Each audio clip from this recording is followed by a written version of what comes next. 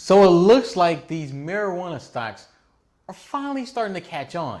I mean, they've been through a little bit of a slide as of late, but I'm telling you right now, at least for the next couple of days, you want to hurry up and buy some of these stocks and maybe even hold them for the next 10 years. What's up, world? Michael EJ here, coming to you with differentiated ideas for the stock market. I truly do believe that if you want to beat the market, you gotta think differently than the market. So I'm here to try to help you guys provide some differentiated thoughts, different ways to approach the markets, both in the short term and the long term. Make sure to subscribe to hear more of these thoughts, but I got one that might be really short or really long, and that is these weed stocks, these marijuana stocks. And the reason they came to my attention was actually because of a short-term trade. See, I want to explain to you guys one of the things that I've been working on. If you listen to my monthly stock picks, you already know that I'm looking to actually become more of a consistent, higher probability trader versus cut your risks short, have your longs run. I don't know, I just feel more comfortable with shorter price targets, but making sure I get a higher than 50% hit rate. Now, with that said, one thing I came across was gap ups. A stock that gaps up not during trading hours, and then it just starts up higher. Like there's a disconnect. So a stock might be at $100 at closing, and then something happens, and then the stock opens up at like 110. I noticed this with my Sonic stock pitch. Check that out in the card. I noticed it there, and I just noticed how it ran, and I just looked deeper into it. I've seen this concept before, and it's really good if A, it's matched by volume. So that means that institutional buyers actually bought it and are pushing the stock up. And B, second part is you understand why. It's not just, all of a sudden people just buying the stock. No, it's not, because that could just be one buyer. That could be one person doing like a block trade that can make that happen, just for no apparent reason. But if it's happening because something newsworthy happened, it's mainly because of news, or it's a good company. If it's a really good company, something new, or something newsworthy happened, like, hey, this gap up is explained. The stock, more likely than not, is going to float up over the next couple of days. You might be able to get like double-digit % profits on it, just up and down, just in a couple of days, maybe a week or so. So I noticed, what was this, middle of last week, that Canopy Growth, ticker CGC, at least for US investors, I think it's for Canadian investors as well, just got $4 billion of capital from Constellation Brands, investing into the company and trying to get a little bit of a minority stake.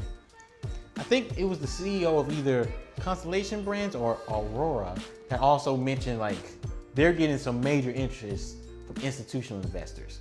This all happened on Wednesday, and then not only did these two major players gap up, but the smaller, not as known names, they all gapped up too. They all gapped up. You got TLRY, Tilray, CRON, Kronos Group, and even this one you probably never heard of, APHQL, Alpheria. All these are connected to marijuana, and mainly in Canada, since that's about to go live in October. So all of them are connected there. All of them are around, mid caps, small mid caps, large small caps, around $1 billion, $2 billion. Canopy Group, largest at about 4. They're all in the same range. They all did the same thing. We understand why. They're getting legitimate support.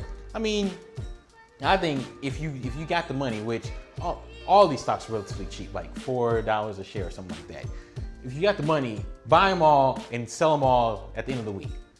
Just do it. I think unless something crazy happens in the markets, unless Turkey comes and ruins the party again, or Trump and China start talking, things don't go well with the trade tariffs and all that crap. But if none of that happens, I'm almost 100% sure, I'll say 70, that's not 100, that's not near 100, 70% sure that at least 4 or 5 of these are going to be positive at the end of the week. And I'm expecting some to be, 3-5-ish%.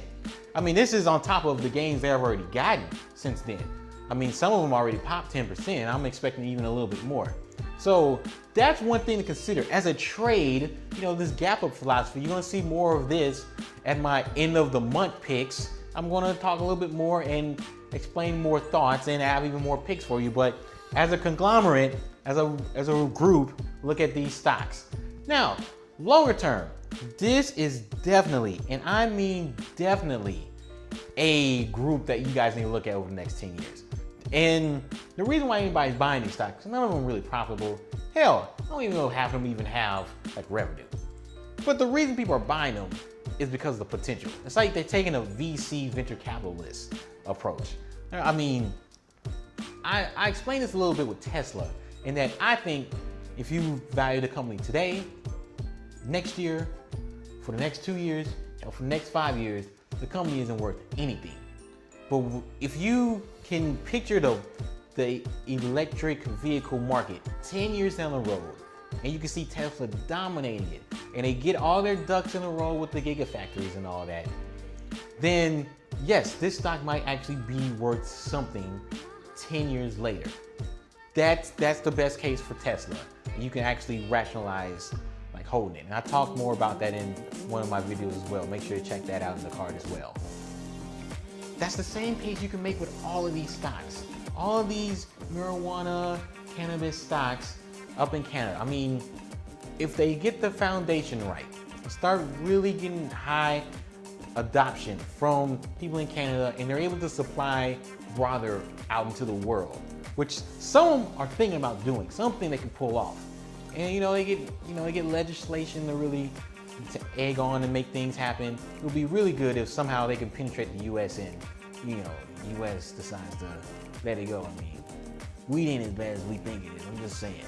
So yeah, I mean, if that happens, then yes, 10 years down the road, maybe even 5 years down the road, all these stocks can really be worth something. I know some are worth like $3 or $4 a share. I mean, this is a multi-bagger opportunity. I mean, easily over the next couple of years, they can pop up to $20, $30, $40 a share. So just keep that in mind. I'm totally buying in. It's a very small section. I got a small portfolio. It's a very small section.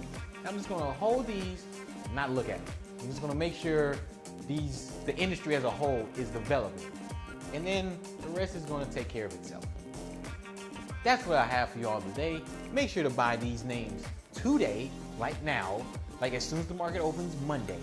Make sure they're, they kind of trade up or trade flat. You don't want them starting nosediving. I mean, that's not so good.